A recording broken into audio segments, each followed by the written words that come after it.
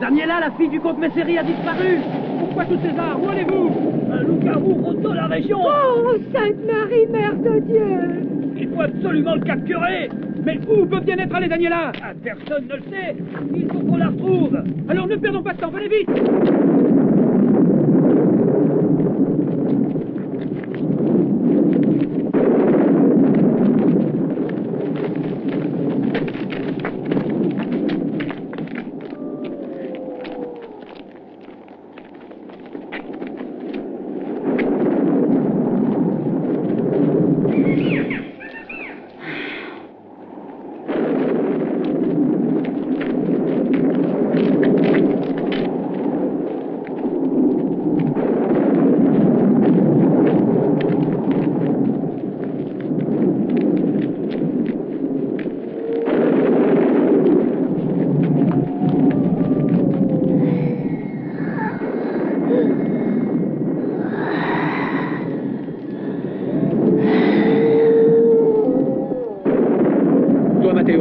Descendez jusqu'à la rivière. Ne vous éloignez pas trop les uns des autres. Restez groupés. Nous allons battre la forêt jusqu'aux grottes de Salès. Allons-y.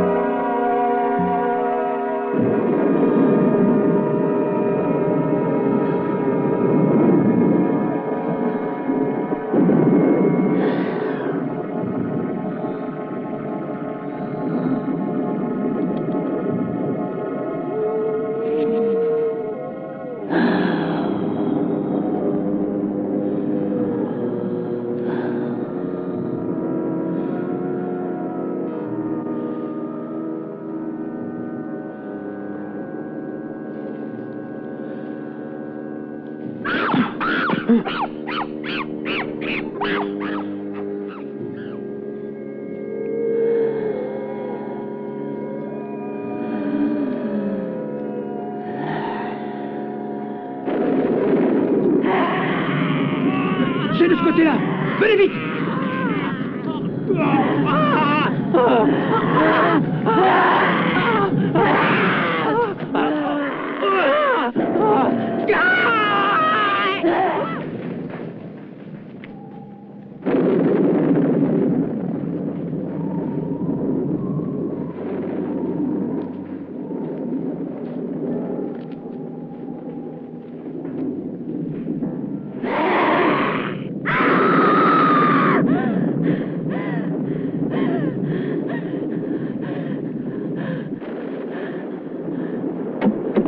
Daniela! Daniela, qu'y a-t-il? Tu te sens mal? Réponds-moi. Daniela, pour l'amour de Dieu, réponds-moi, Daniela. Tu as crié si fort. Qu'est-ce que tu as? Réponds-moi. Je t'en prie. Téléphone au docteur Simoni et dis-lui de venir immédiatement. Allez, monsieur. Va chercher ses gouttes, veux-tu? Tout de suite, monsieur. Mon enfant.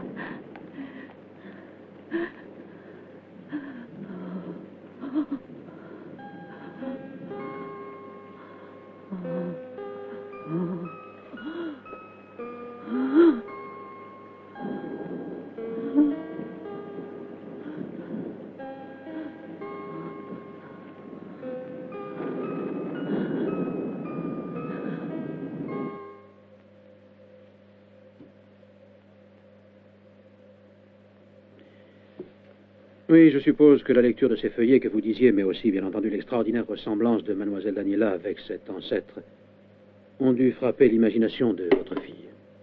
Vous étiez au courant de cette vieille histoire? Oui, nous en parlions quelquefois comme d'une sorte de vieille légende. En ce qui nous concerne, ces histoires de loup-garou, je n'y ai jamais cru. Certes. Cela peut sembler ridicule qu'un être humain se transforme en loup pendant les nuits de pleine lune, et qu'il agisse comme tel, accomplissant des actes notamment en caractère sexuel de type sadique. Et pourtant, la lycanthropie est une réalité. Mais alors, docteur, selon vous... Non, ne nous précipitons pas. Ce phénomène a été trop amplement analysé pour que l'on puisse ne pas y croire. Mais étant donné que votre fille n'a jamais eu de manifestation de ce genre, cette chose étrange qui a eu lieu hier peut avoir été déterminée par la lecture de ces vieilles chroniques, mais sûrement aussi par le fait que la créature qui en a été la protagoniste il y a 2 siècles de cela lui ressemblait d'une manière impressionnante. Mais dites-moi, comment se fait-il que Daniela ait découvert ces papiers? Je veux dire, comment les choses se sont-elles passées?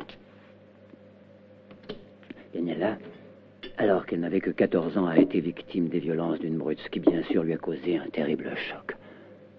On me conseillait de lui faire changer de milieu, de l'emmener dans un endroit où elle serait en contact avec la nature. La villa de Salès me parut le lieu le plus indiqué. Si j'ai bien compris, ce fut précisément à Salès que votre ancêtre atteinte de lycanthropie fut mise au bûcher par des paysans que l'histoire avait rendus fous furieux. La contrée de Salès appartenait déjà à notre famille il y a plus de 5 siècles. Nous n'y avions jamais habité quand je pris la décision d'aller y vivre avec Daniela et Irène. Irène? Oui, c'est mon autre fille. Elle vit aux États-Unis maintenant, à Berkeley. Elle y étudie la physique nucléaire. C'est une jeune fille saine, pleine de vie, alors que sa sœur Daniela, surtout après ce qui lui est arrivé, est d'une nature opposée. Elle est toujours seule. Elle souffre d'une espèce de phobie, je dirais même de répulsion à l'égard de l'autre sexe. Une fois, un jeune étudiant qui s'était amouraché d'elle poussa un peu trop loin ses avants, si j'ose dire. Eh bien, elle eut une terrible crise et ne voulut plus le revoir. C'est un cas de sexophobie relativement évident. Alors, vous me disiez que vous étiez allé vivre à Salès. Ah oui, à Salès. Ce fut d'ailleurs un énorme sacrifice pour mes affaires, pour mon travail, mes relations. Pour en revenir à la villa, elle était meublée de façon terne et triste. Je décidai de transformer totalement ce sombre décor. L'extérieur aussi. Je voulais que le cadre devint plus lumineux, plus moderne. Je fis même construire une piscine. Malgré cela, Daniela, particulièrement depuis le départ de sa sœur, aime passer une grande partie de son temps en haut, dans le grenier, comme si elle subissait une attraction très forte de ces vieux meubles poussiéreux. Dans un de ces meubles, il y avait un tiroir secret. Daniela le découvrit, et c'est là qu'elle trouva les papiers et la miniature. Il faudra que vous restiez aux côtés de votre fille le plus possible. Il faudra que vous l'assistiez, que vous l'aidiez, que vous lui fassiez sentir assidûment votre présence. Cette thérapie me semble la plus indiquée pour le moment. S'il ne se produit aucun fait nouveau. Comment qu'entendez-vous par fait nouveau? Eh bien, quelque chose qui pourrait compromettre l'équilibre de votre fille. Voyez-vous, la violence qu'elle a subie, l'étrange attraction ainsi que l'appel du passé, les cauchemars, la découverte imprévue de vieux écrits. Mais avant toute autre chose, cette extraordinaire ressemblance avec la miniature constitue un processus de faits hétérogènes dont toutes les composantes devraient être recherchées dans la psychanalyse et dans les phénomènes de la parapsychologie. Si les hommes de culture se dédiaient d'une manière plus sérieuse à l'étude des phénomènes extrasensoriels, je suis convaincu qu'en un demi-siècle, ils accompliraient dans ce domaine des progrès beaucoup plus importants que ceux que l'on a accomplis durant toute l'histoire de l'humanité, sans que pour autant ils se fassent traiter de pseudo-prophètes, de visionnaires, voire même de fous.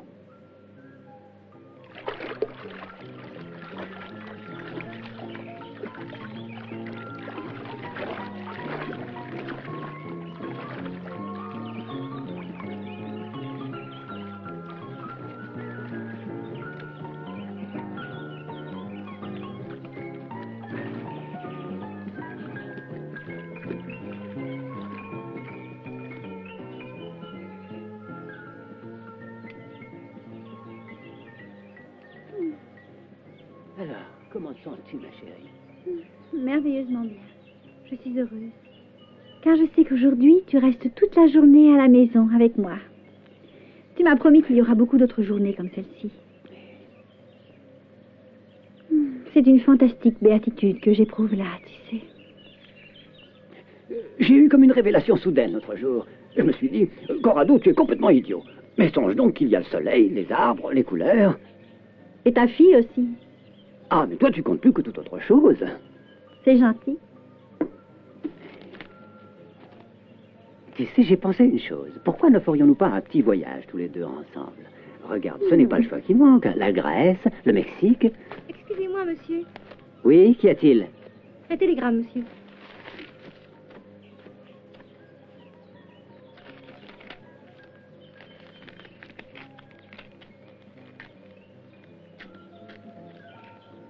Ah, c'est Irène. Ils arrivent ce soir. Augusta, préparez la chambre pour Irène, voulez-vous? Et prévenez Antonio d'aller les chercher à l'aéroport. Bien, monsieur. Adieu, voyage.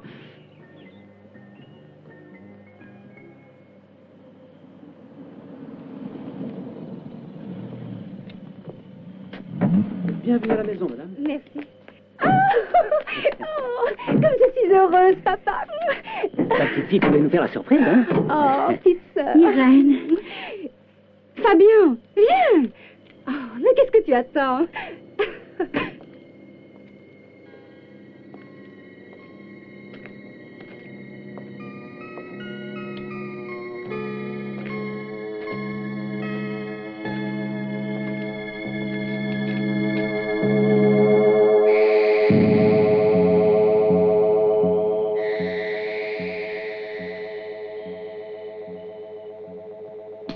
C'est une grande joie de vous avoir tous les deux avec moi. J'ignore encore quelles sont vos intentions, mais si vous comptez rester ici en Italie, je serai en mesure de vous trouver une situation intéressante. Le directeur du centre nucléaire est un de mes très bons amis. D'accord, mais il est encore un peu tôt pour en discuter. Et puis d'ailleurs, il faut que je termine les cours de perfectionnement. Mais je ne suis pas le seul à décider. Il y a aussi Irène. Eh bien, quoi qu'il en soit, souvenez-vous, je serai heureux de vous avoir près de moi.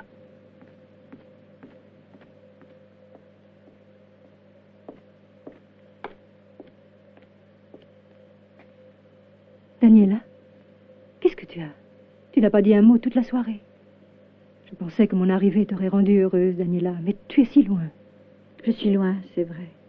Mais ce n'est pas parce que tu es ici, au contraire. Je suis heureuse de t'avoir près de moi, mais surprise par ton mariage. Je n'étais guère préparée à cette nouvelle. J'en suis encore abasourdie. Il faudrait se voir toutes les deux demain, tu sais. J'ai hâte de parler de tant de choses. Il est tard, je vais dormir. Excuse-moi auprès de Fabien. Bonne nuit.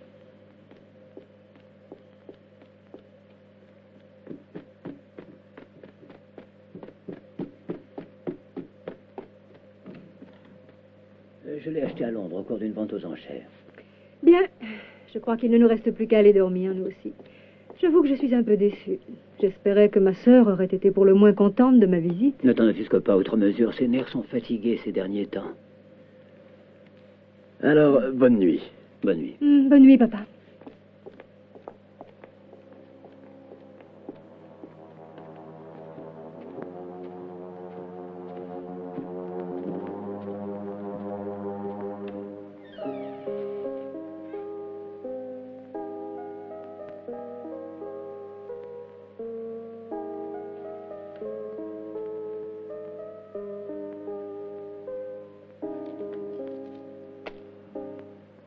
Nous ne t'avons pas abandonné. Tu es notre créature. Viens avec nous. Notre attente dure depuis si longtemps. Inutile de fuir. Tu appartiens à notre monde.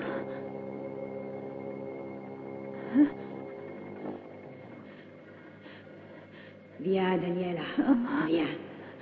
Le cercle magique s'est déjà formé. Il ne manque plus que ta présence. Viens mettre du baume sur tes plaies. Viens oublier avec nous le mal que t'a fait le monde.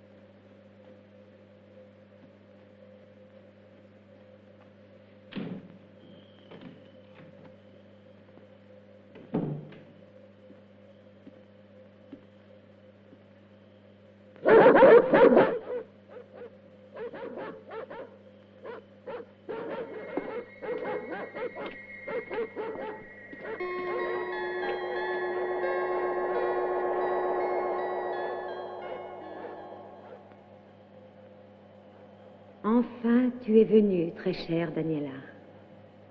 Cela faisait longtemps que je t'appelais.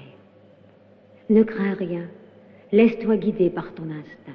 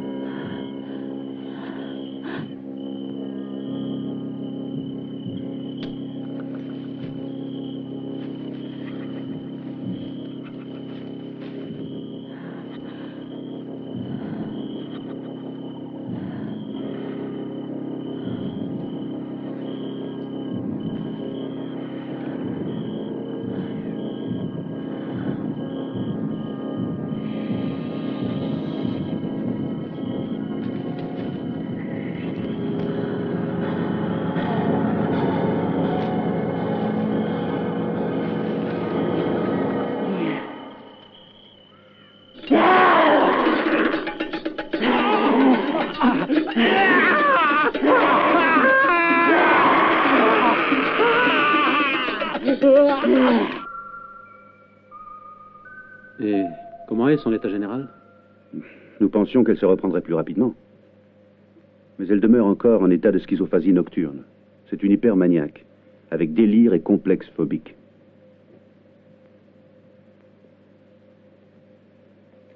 Quand a-t-elle eu la dernière crise? Cette nuit. Elle n'a pas dormi. Elle s'est mise à hurler en proie à une excitation psychomotrice. Mhm.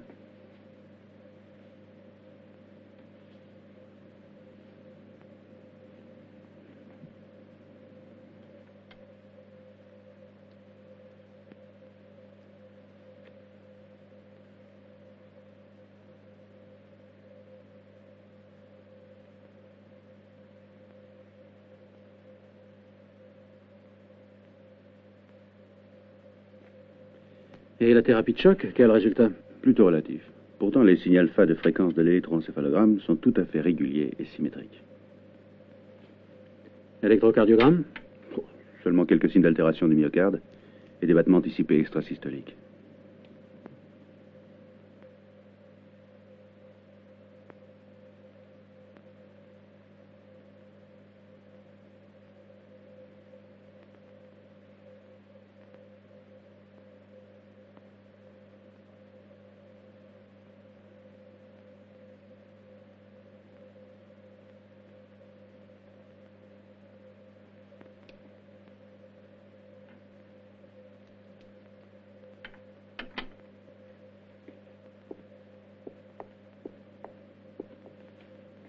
En cas de crise, n'utilisez pas de neuroleptiques.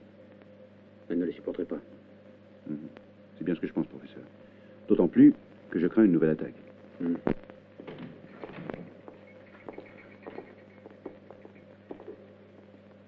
J'exclus catégoriquement la possibilité d'une lésion au lobe temporal du cerveau. Ces nombreuses taches rougeâtres qui apparaissent sur tout le corps m'ont tout l'air d'érythème, une forme de lupus érythémateux. On pourrait peut-être essayer une thérapie à la cortisone avec adjonction de tétracycline. Non, dans ce cas, il vaudrait mieux la narcothérapie. Oh, quelle belle surprise!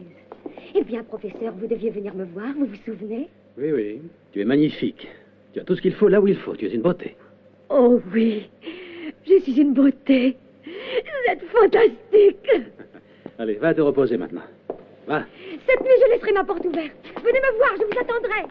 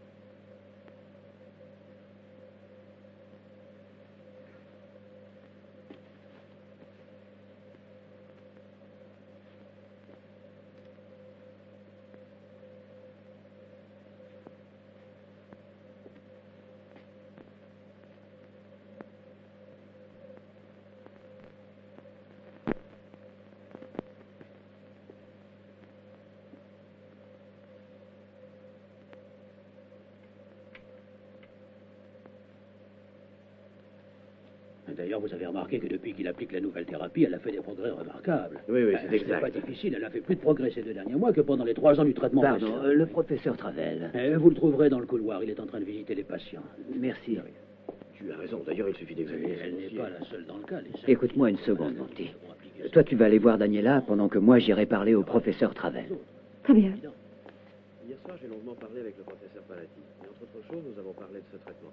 Eh bien, lui est absolument contre. Il prétend que la thérapie classique, bien que plus longue, est nettement plus sûre. Le traitement que je considérais comme le plus indiqué n'a malheureusement pas donné les résultats que j'escomptais. Dites-moi franchement ce que vous pensez de son état. Il est tôt pour donner un jugement à ce sujet. Les symptômes que présente votre fille sont inaccoutumés et contrastants. En général, ces troubles se manifestent pendant la puberté ou l'adolescence. Mais Daniela, elle, est une femme au plein sens du mot. Mais il doit bien y avoir quelque chose à tenter. Docteur, dites-moi s'il a au moins une chance de guérir. Voyez-vous, il y a des cas où le malade se comporte comme s'il ne voulait pas guérir. Ou plutôt, comme s'il voulait cacher le mal dont il souffre. Et malheureusement, Daniela appartient à cette catégorie de malades. Il est évident que sa personnalité a été écrasée sous la force d'une violente décharge névrotique. Ce que vous m'avez dit au sujet de son ancêtre est révélateur. L'essentiel pour l'instant est de faire de notre mieux pour que cette tension ne déchaîne pas cette étrange énergie du cerveau qui nous est encore inconnue. C'est terrible. Il n'est pas facile, je vous l'ai dit, de se prononcer. Cela ne veut toutefois pas dire qu'il faut désespérer. Je dirais même que tous les espoirs sont encore permis. Qu'est-ce que tu es venu faire ici? Je suis venue te voir. Il y a longtemps que j'aurais dû venir, je le sais bien, mais la mort de Fabian m'a bouleversée à un point tel que... Fabian. Tu tenais à Fabian, hein? Ce que tu aimais en lui, c'était sa manière de faire l'amour. Daniela, mais qu'est-ce que tu dis? Je vous ai vu pendant que vous faisiez l'amour. Tu étais obscène. Quelle scène dégoûtante. Mais toi, tu étais en extase. Tu étais heureuse de faire l'amour avec lui. Moi aussi, j'aurais aimé le faire avec lui. Je te hais! Tu es une garce, une fichue salope, et je ne veux pas que tu restes. Sors d'ici, disparais! Allons, calme-vous, faites coucher! Tenez bon, il y a la première. Raisonnable, voyons. Tenez bon.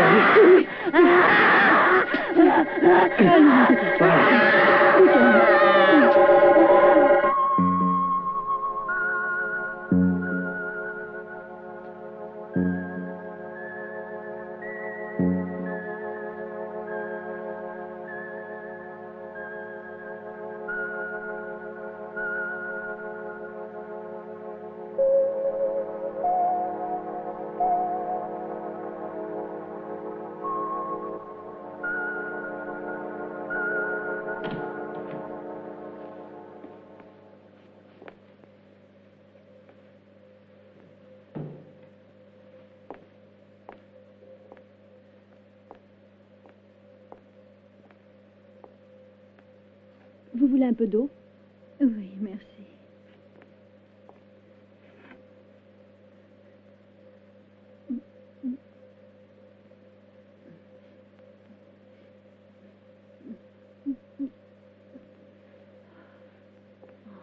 Détachez-moi. Je vous en prie. Je vous en supplie, aidez-moi. J'en ai assez de cette torture. Maintenant, je suis calme. Que pourrais-je faire? Je n'ai pas le droit de le faire. Oh, je vous en supplie. Allons, calmez-vous maintenant. Il ne faut pas vous agiter. Je ne veux pas rester. Non, non, non. Vous êtes ici pour vous soigner. Faites un effort sur vous-même. Détendez-vous. Maintenant, vous allez dormir et vous verrez que demain, tout ira mieux.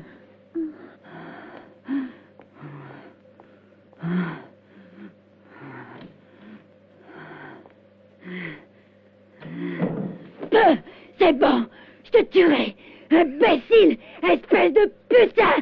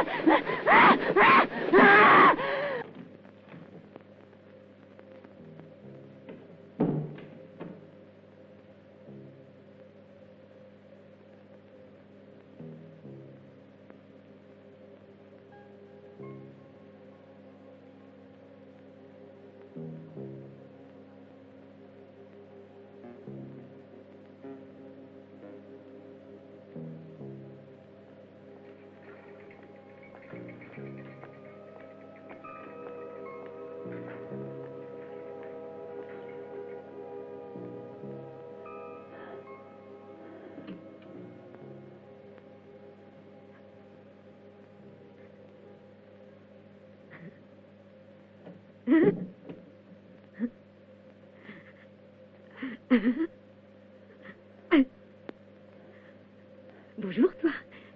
Tu es nouvelle? On ne se connaît pas encore. Je mourrais d'envie de te rencontrer. Je m'appelle José. Et toi? Oh, tu as la peau douce. Tu as un très joli corps.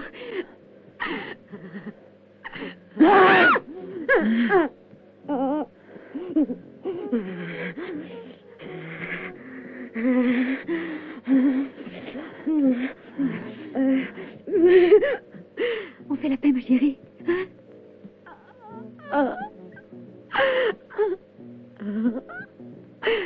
Tu veux que je te détache? Oui. Oh oui, je t'en supplie, fais-le. Détache des liens, c'est si dur.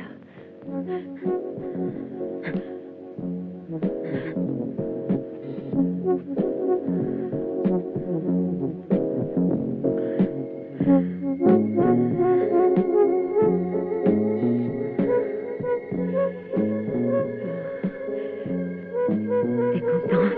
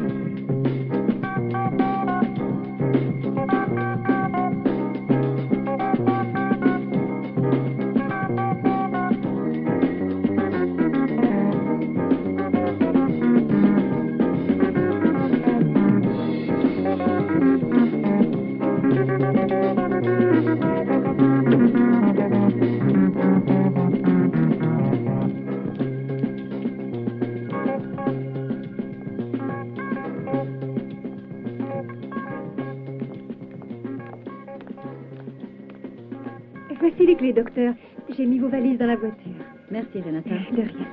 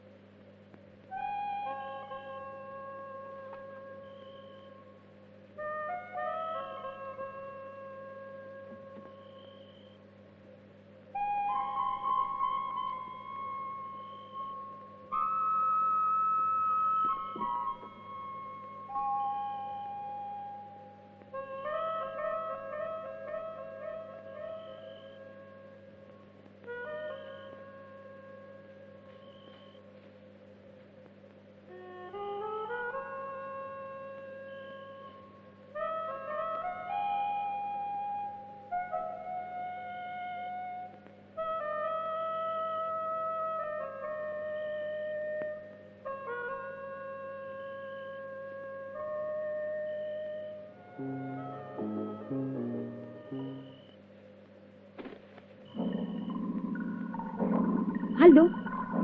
C'est toi, Aldo? Qui est-ce? Ça suffit, tu entends, Aldo? Réponds-moi, Aldo.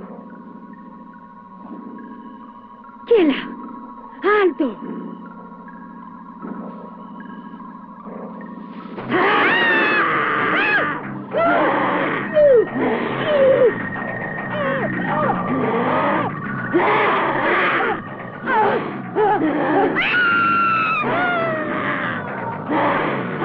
Essayez de vous souvenir. Il y a un mois, on a retrouvé le corps d'un jeune Américain en bas d'une falaise, près de la villa d'un industriel. Oui, contrée de Salès. Ah, et que racontait votre grand-mère? Oh, ce sont des contes de gens de la campagne. Elle disait qu'à son époque, lorsqu'elle était jeune fille, il y avait un individu dans son village qui, durant les nuits de pleine lune, se transformait en un loup monstrueux, et qu'il attaquait et griffait toutes les personnes qu'il rencontrait. Vous parlez d'une histoire. Et elle prétendait aussi que ceux qui naissaient durant la nuit de Noël étaient destinés à devenir eux-mêmes des loups-garous.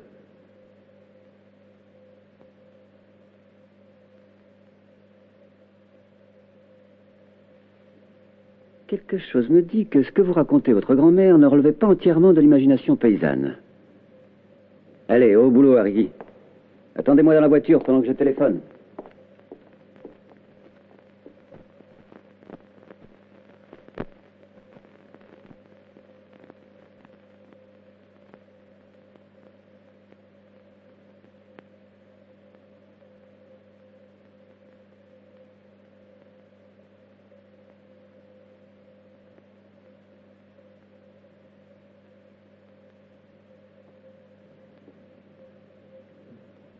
Bonjour, monsieur. Commissaire Modica, brigade criminelle. Asseyez-vous, monsieur le commissaire. Merci.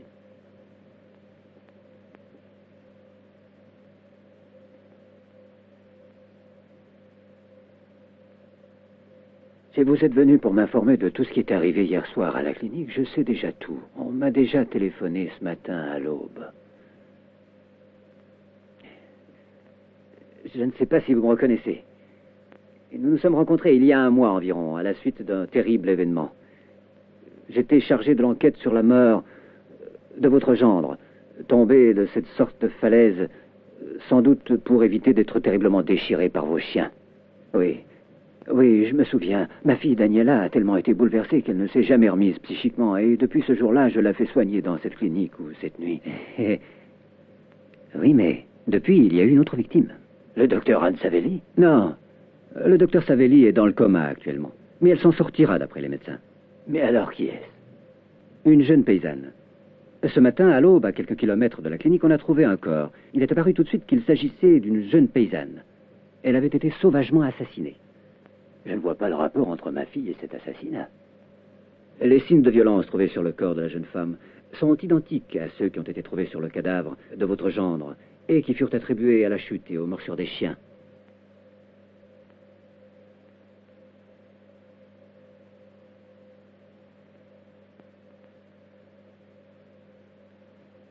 Ma fille Daniela est malade. Nous ne pouvons pas la guérir.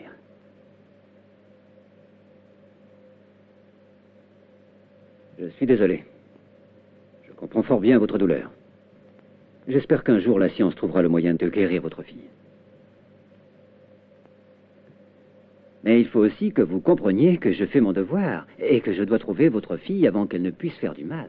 Vous êtes venu en supposant que Daniela ait pu se réfugier chez moi. Il n'en est rien. Je vous assure qu'elle n'est pas ici. Fouillez toute la maison. Interrogez qui vous voulez. Faites donc votre devoir, et faites-le jusqu'au bout.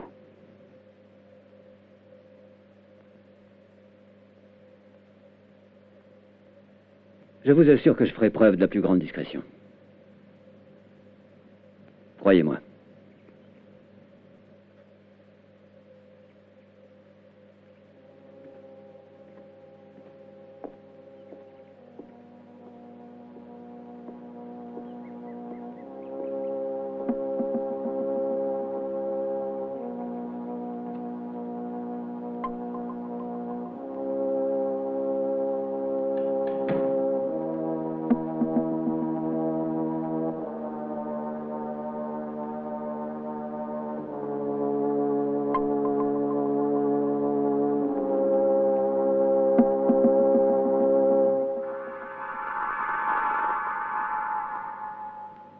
J'ai tout entendu.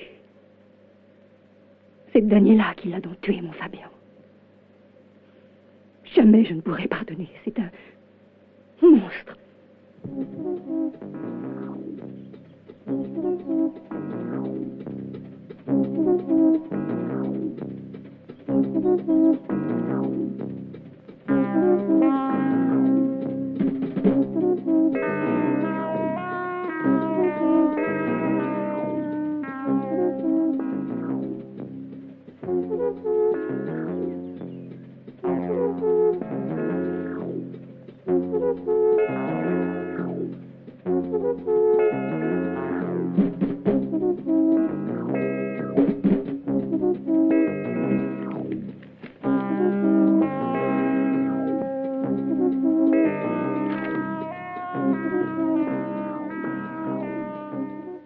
Et qu'a-t-elle pris à la place de ses vêtements? Une jupe fantaisie et une chemisette marron, neuves toutes les deux. Oui, tout à fait neuves, oui. Et justement, hier, la couturière les a fait livrer. Et puis une paire d'escarpins. Ils étaient neufs eux aussi? Non, mais ils étaient en bon état. Ouais. Vous dites que vous l'avez bien vu. Lorsque je suis revenue du marché, je l'ai vu sortir en courant comme une dingue avec ma jolie blouse sur le dos.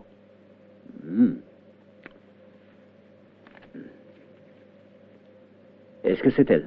C'est elle, oui. Arrigui, Commissaire? envoie ça à tous les commissariats, en spécifiant que la femme déjà signalée est vêtue d'une jupe fantaisie et d'un chemisier marron. C'est compris? Et d'accord, monsieur. Alors, vous la connaissez? Oui, on la connaît. Et qui est-ce? Bah, une petite voleuse. La prison. Ah, ça mérite pas de pitié, ces filles-là, hein. Croyez-moi, entrer ainsi chez les honnêtes gens et épouvanter les personnes, hein. Mais où va-t-il, notre pauvre monde? Eh, que voulez-vous? C'est l'époque qui veut ça. Je vous en prie. Oh, dites mes vêtements, je les veux, j'y tiens, hein. Oui, oui, bien sûr, oui. Et la police la retrouvera, la voleuse, c'est sûr, oui. Il faut l'attraper, Mais cette oui, fille. madame, ne craignez rien. Nous avons votre adresse. Nous vous aviserons. Allez, au revoir. Au revoir.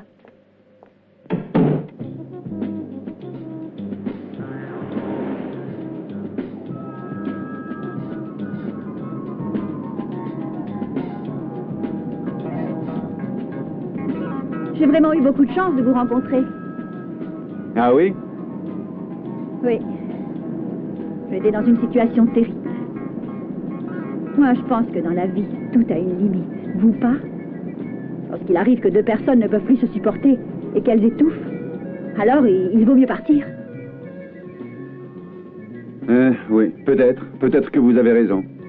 Il est inutile d'essayer de s'accrocher l'un à l'autre. Quand les choses ne vont plus, il vaut mieux s'en aller chacun de son côté et tout oublier. Eh, c'est sans doute le meilleur remède. Mon mari est d'une jalousie maladive. Il n'arrêtait pas de me maltraiter. Regardez, voyez ce qu'il m'a fait dernièrement. C'est un fou. Il est déchaîné, il est comme un animal furieux. Regardez. Regardez tous les bleus que j'ai. Oh. Vous voyez? Voilà pourquoi je suis partie. J'en avais assez. Ah, c'est fini. C'est trop émotif. J'ai eu très peur, vous savez.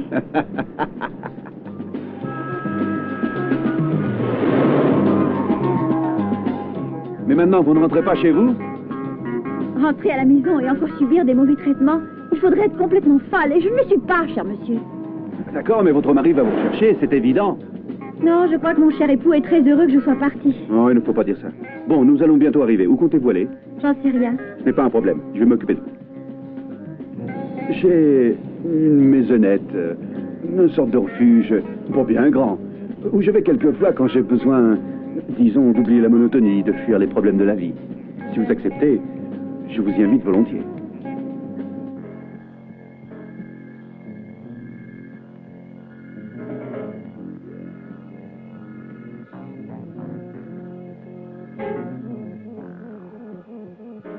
Et voilà, je suis plus à mon aise comme ça. Allons, déshabille-toi toi aussi.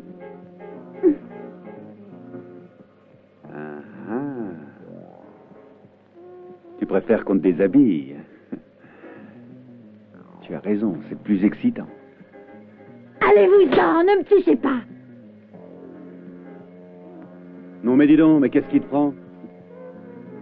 Tu as cru que j'étais assez couillon pour gober ta petite histoire? Le mari violent, la jalousie, la fuite. Tu n'es pas la seule à raconter ce genre d'histoire. Les filles de ton genre racontent toutes la même chose. En principe, elles en mettent encore plus. La maman à l'hôpital, le môme à l'orphelinat. Hein? Allez-vous-en, sortez d'ici. Je suis chez moi ici. Tu veux jouer? D'accord, j'aime bien jouer, moi aussi. T'aimes qu'on te viole, hein? Alors résiste. Hein? Résiste. Non. C'est ça. Oui.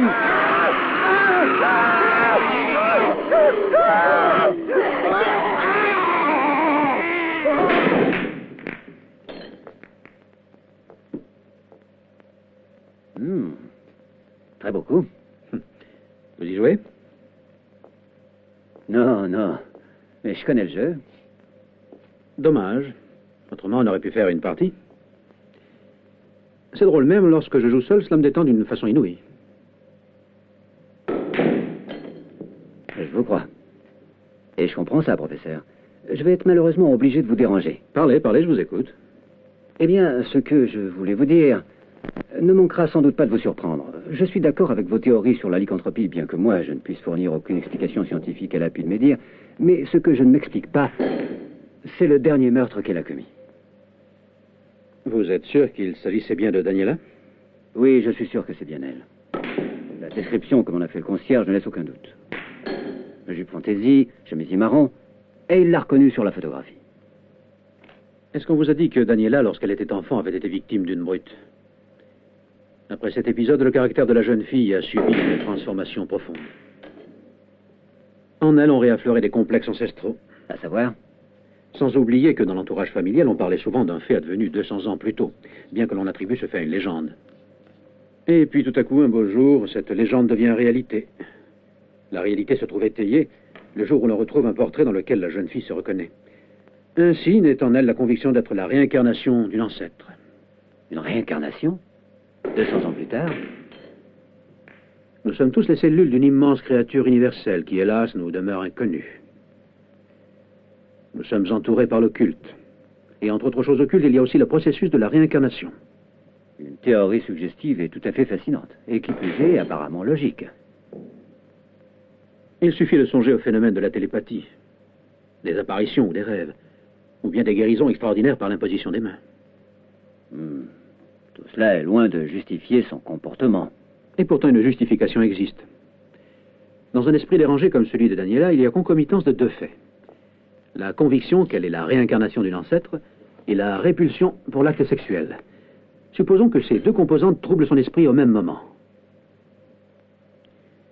L'arrivée d'Irène, sa sœur, accompagnée de son jeune mari, précipite les choses. Elle se sent probablement attirée par son beau-frère, mais sa répulsion pour tout ce qui est sexuel a le dessus. C'est une nuit de pleine lune, et l'esprit de Daniela a subi l'influence de l'astre.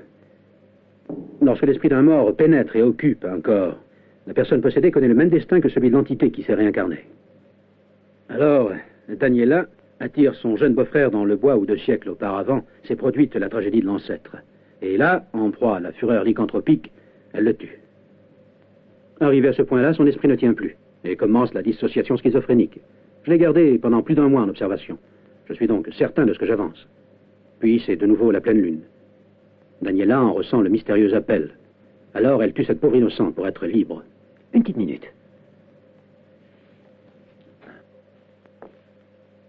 L'autopsie du corps de la victime nous a appris qu'elle avait eu des rapports sexuels peu de temps avant de mourir. Et alors? La fille est morte dans un fenil où probablement elle avait retrouvé son amant. Daniela les a vus. Une fois de plus, les deux composantes sont réunies. Elle tue. Puis se met à errer sans but, accomplissant des gestes qui sont apparemment rationnels, comme le vol des vêtements.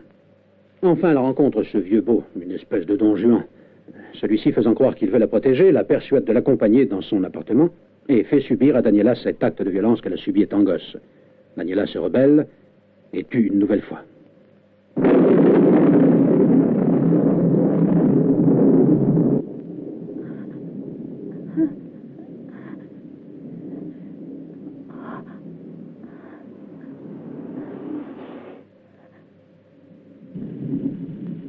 Que faites-vous là? Si c'est l'autobus que vous attendez, ça m'étonnerait qu'il en passe un dans le coin. Venez, ne restez pas là. Finirez par prendre une bronchite, voyons. Il y a une belle averse qui se prépare. Allons, venez.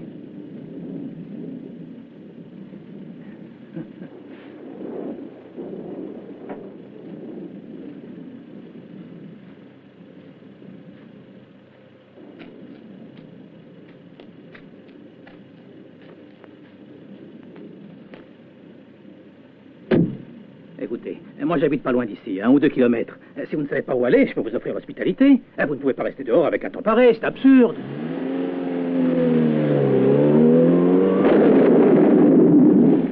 Ça, c'est la photo du départ du Grand Prix de Yougoslavie. Une scène du tonnerre. Mais il est toujours aussi dangereux, votre travail? Oui, pratiquement. Mon métier, c'est le danger. Stuntman, cascadeur cinématographique. C'est ça, mon travail. Pour le moment, je vis dans ce village western, un village abandonné. Souvent, quand il y a des scènes dangereuses à tourner, c'est moi qu'on appelle. Quand les acteurs célèbres, les vedettes de l'écran, ne veulent pas prendre de risques. Si vous saviez combien de fois j'ai risqué ma vie.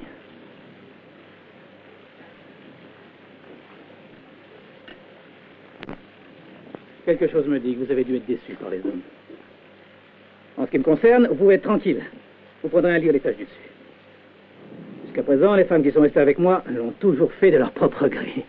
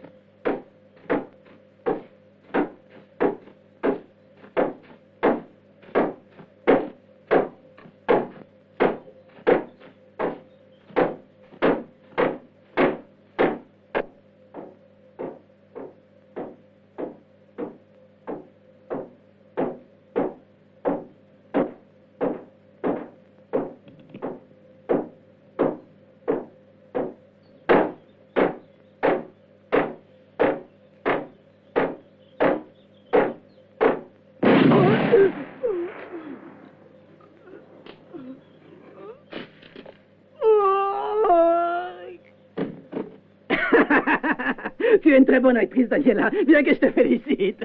Bien.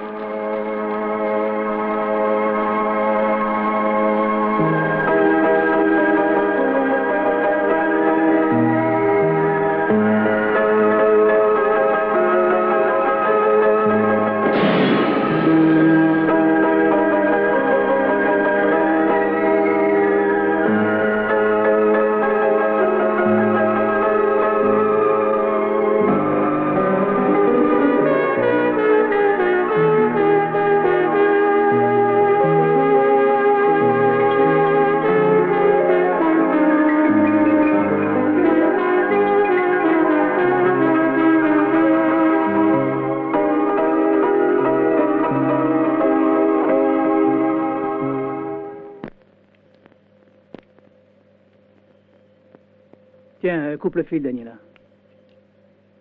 Ici. Voilà, parfait.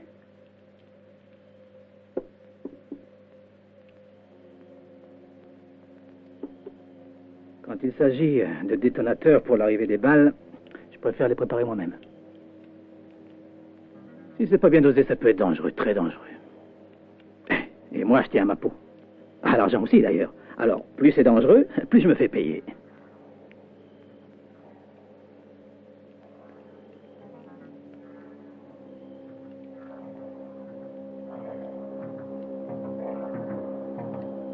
Tu sais, j'ai bien réfléchi. Il y a un mois qu'on s'est rencontrés. Et je pense que tous les deux, on s'entend plutôt bien. J'ai une belle petite somme de côté. Je voudrais t'amener ailleurs. Dans un endroit moins isolé.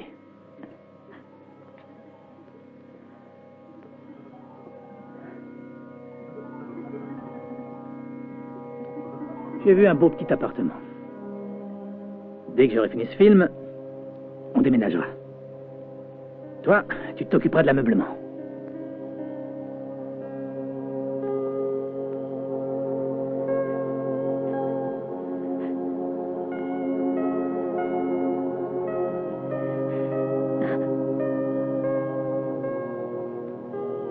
Pourquoi tu ne réponds pas, Daniela? Tu ne crois pas que c'est une bonne idée? Pour une femme, ce n'est pas drôle ici.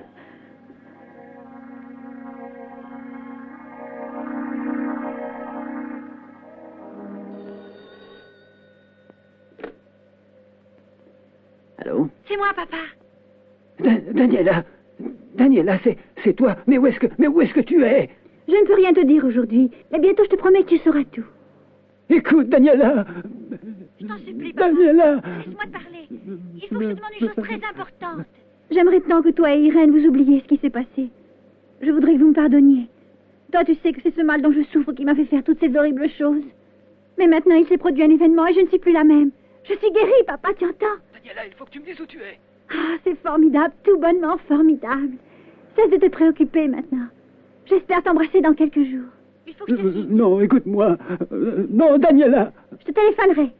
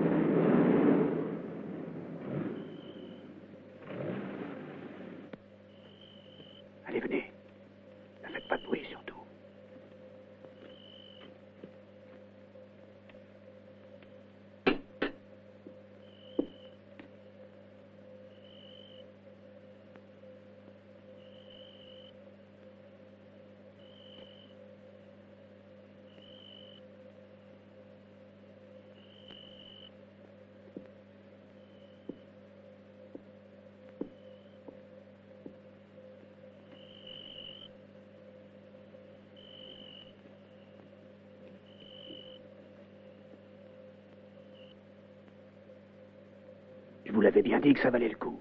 Regardez-moi ça.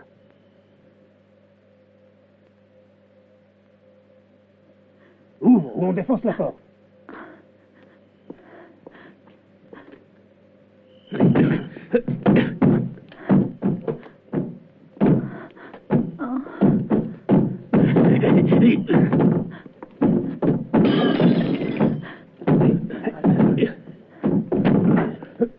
Allez, encore.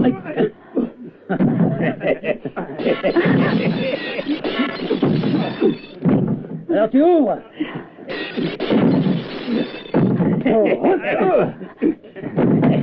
Allez,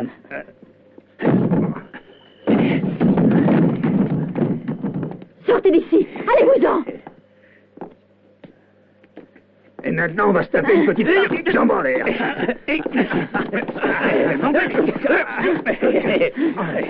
va en avoir pour notre prix.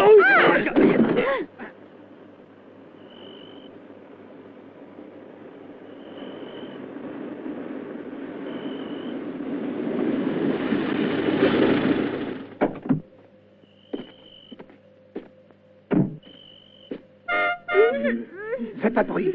C'est Lucas. Daniela!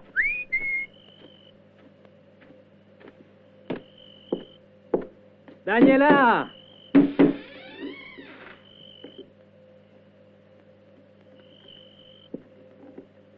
Daniela? Daniela, tu réponds?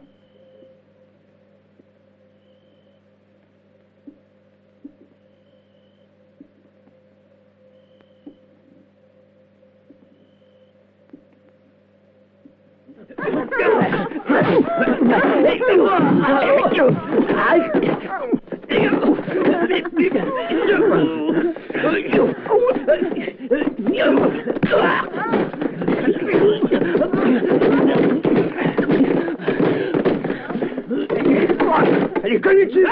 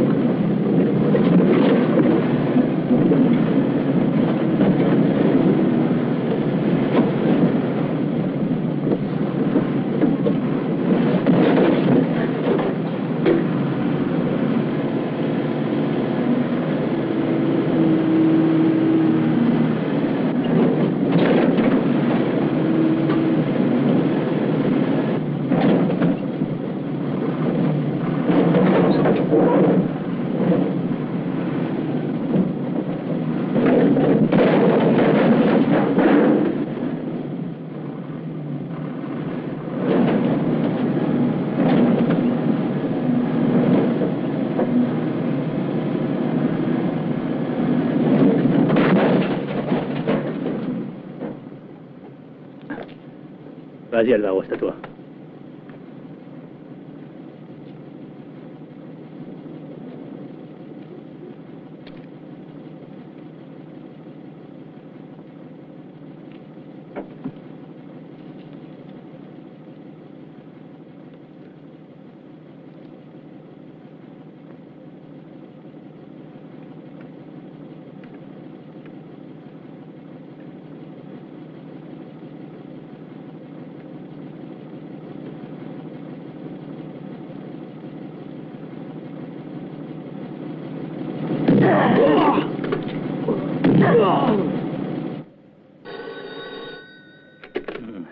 Allô?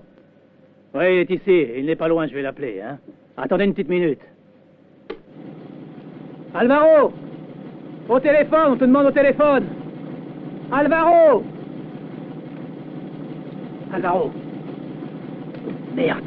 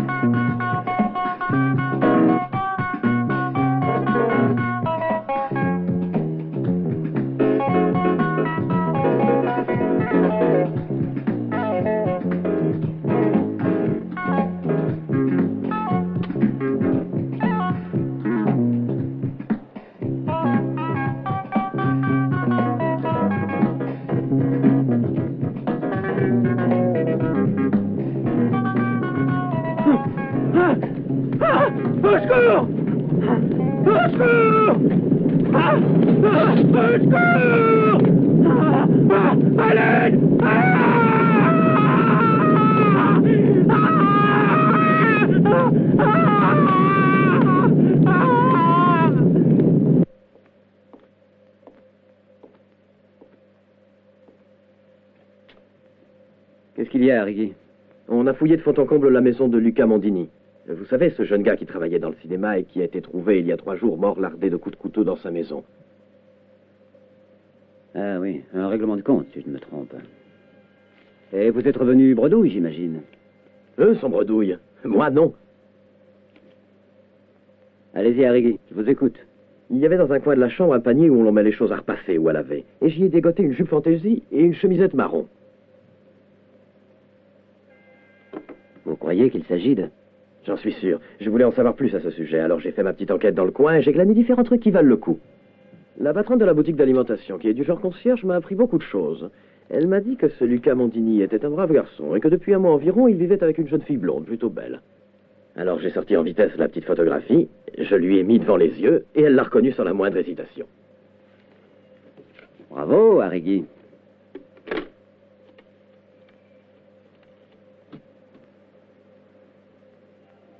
Allô, Laurenti, Modica à l'appareil. Oui, oui. Et je voudrais savoir à qui appartiennent les empreintes qu'on a relevées sur le manche du couteau qui a tué le jeune cascadeur Luca Mondini. Oui, oui, d'accord, je reste à l'appareil. Il y a une chose qui me laisse tout de même rêveur. La nuit du crime, la lune était pleine. On ne m'enlèvera pas de l'idée que cette fois-ci encore, c'est Daniela qui a commis le crime. Oui?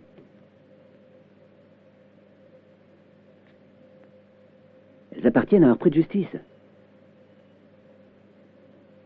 Et le lendemain, il a trouvé la mort dans l'incendie de sa vieille baraque.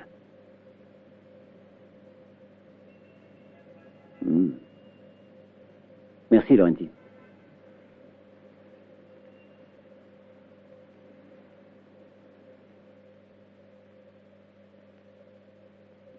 Vous devriez rentrer chez vous maintenant. Je vous remercie, commissaire, mais j'ai encore plusieurs choses à régler.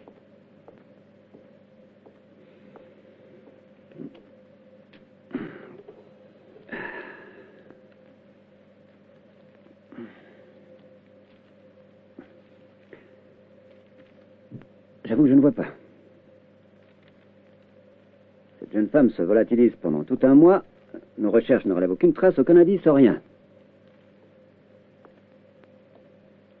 Puis un beau matin, elle téléphone à son père et elle lui annonce qu'elle est guérie. Elle est heureuse. Pourtant, elle refuse de dire où elle est.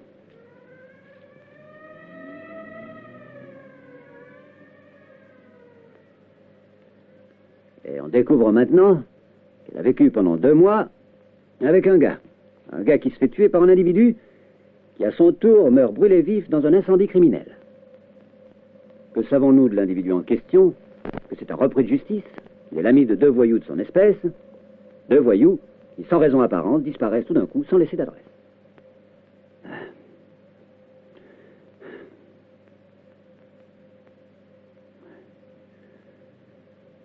Ça, c'est bizarre. Moi, en tout cas, je soupçonne une seule et même personne. Daniela. Et où est-elle?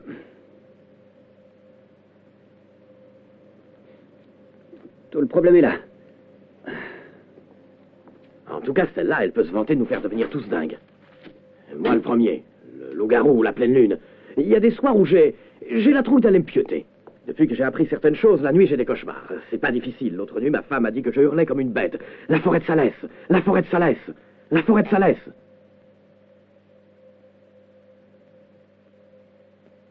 Vous avez dit la forêt de Salès?